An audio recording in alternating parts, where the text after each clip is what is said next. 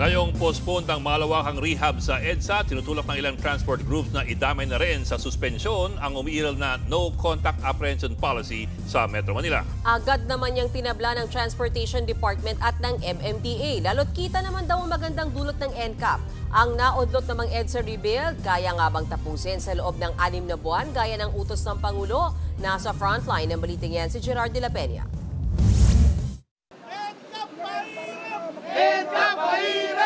Bitbit ang kanilang mga placard at tarpaulin. Nagtipon-tipon sa University Avenue sa Quezon City ang mga miyembro ng Stop NCAP Coalition. Pinasususpend din nila ang pagpapatupad ng No Contact Apprehension Policy. Kabilang sa kanila ay ang mga delivery rider, driver at operator ng jeep, truck, taxi at ng Transport Network Vehicle Service o TNVS. Giit nila, pinagkakaperahan daw ng gobyerno ang NCAP. Walang edukasyon, walang tamang infrastructure, masyadong sino-shortcut para kumita ang gobyerno. Balak din nilang kumuha sa Korte Suprema ng temporary restraining order laban sa NCAP.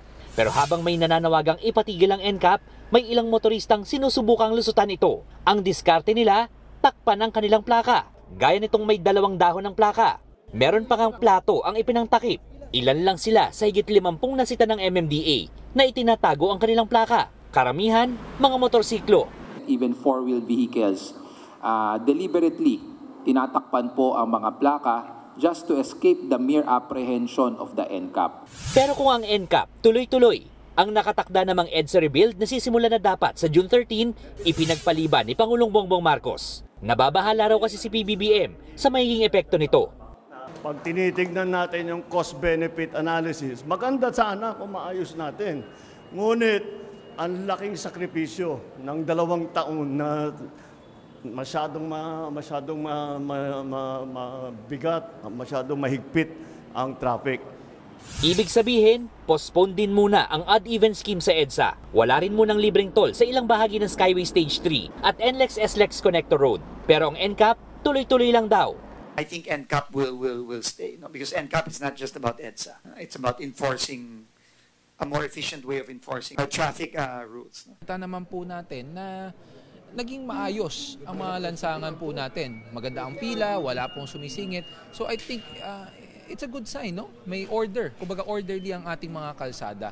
At sa halip na 2 taon, gusto ni Pangulong Marcos na tapusin sa loob lang ng 6 na buwan ang EDSA rebuild.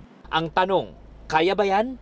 Kung lane by lane, no, and then rainy season, even 2 years, I believe, is not feasible or workable. Ang 6 months, if we're talking of the whole EDSA, malabo po yan. Ang mungkahi ng urban planner at profesor na si Edgar Chavez, unahing pagandahin ang pampublikong transportasyon.